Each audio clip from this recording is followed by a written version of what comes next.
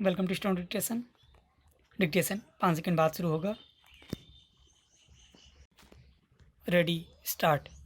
यदि एक ऐसे गांधीवादी व्यक्ति का नाम लेने को कहा जाए जो आवश्यकता पड़ने पर क्रांति का मार्ग अपनाने में भी पीछे न हटा हो, तो जुबां पर केवल एक ही महान व्यक्ति जयप्रकाश नारायण का नाम आएगा, जो अपनी जुझारू प्रवृत्ति और अभूतपूर्व नेतृत्व क्षमता के कारण अपने समकालीन युवा वर्ग ही नहीं बल्कि पूरे जनमानस के लोकप्रिय नेता बनकर उभरे और जनता ने जिन्हें लोकनायक के संबोधन से विभूषित किया।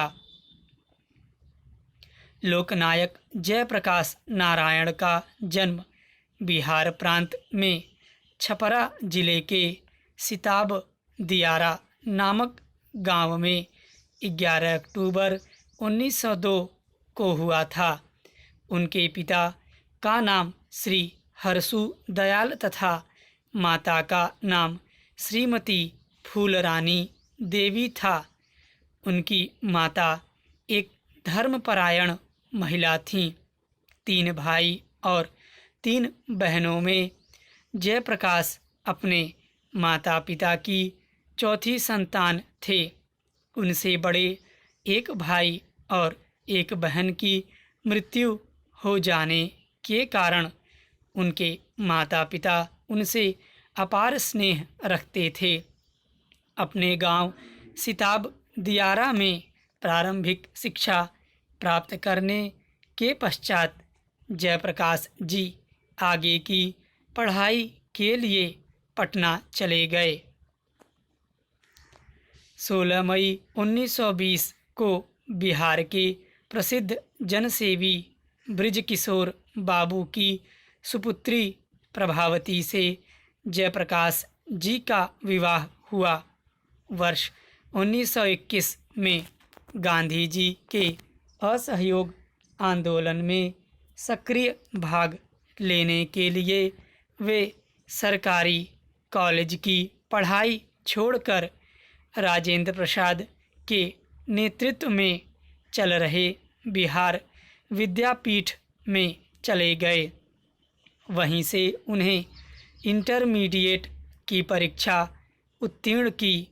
वर्ष 1922 में वे एक छात्रवृत्ति पर अध्ययन के लिए अमेरिका चले गए और वहां के ओहियो विश्वविद्यालय से स्नातक एवं स्नातकोत्तर की डिग्रियां प्राप्त कीं।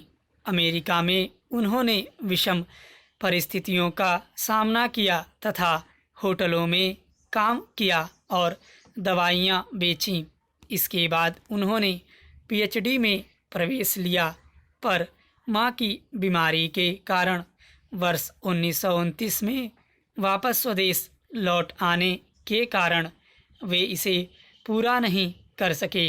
वर्ष 1932 में गांधी, नेहरू जैसे नेताओं के साथ साथ जयप्रकाश नारायण को भी गिरफ्तार कर नासिक जेल भेज दिया गया, जहां उनकी मुलाकात मासानी, अच्युत पटवर्धन, अशोक मेहता, नारायण स्वामी जैसे नेताओं से हुई।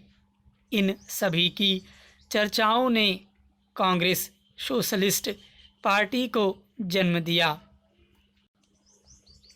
अमेरिका से लौटने के पश्चात कुछ समय तक वे बनारस हिंदू विश्वविद्यालय में समाजशास्त्र के प्रवक्ता रहे, लेकिन भारतीय स्वतंत्रता संग्राम में भाग लेने के उद्देश्य से उन्होंने नौकरी छोड़ दी और कांग्रेस के सक्रिय कार्यकर्ता बन गए।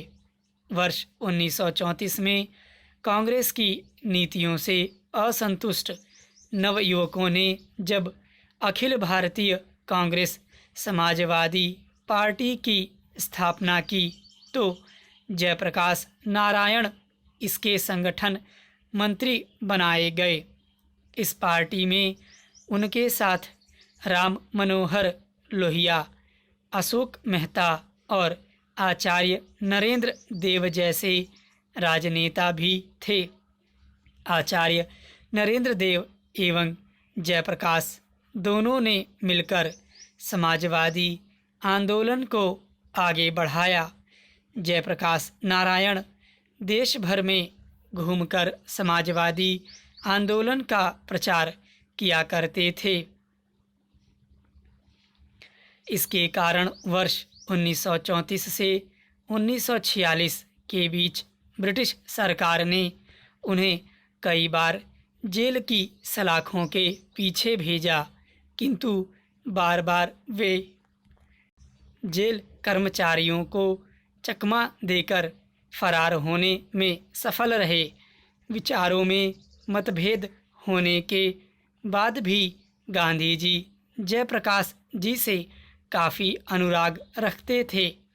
7 मार्च 1940 को जब उनको पटना में गिरफ्तार कर चाईबासा जेल में बंद कर दिया गया, तब गांधी जी ने कहा था, जयप्रकाश नारायण की गिरफ्तारी एक दुर्भाग्यपूर्ण घटना है।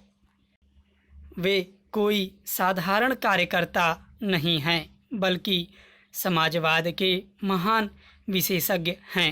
स्टॉप।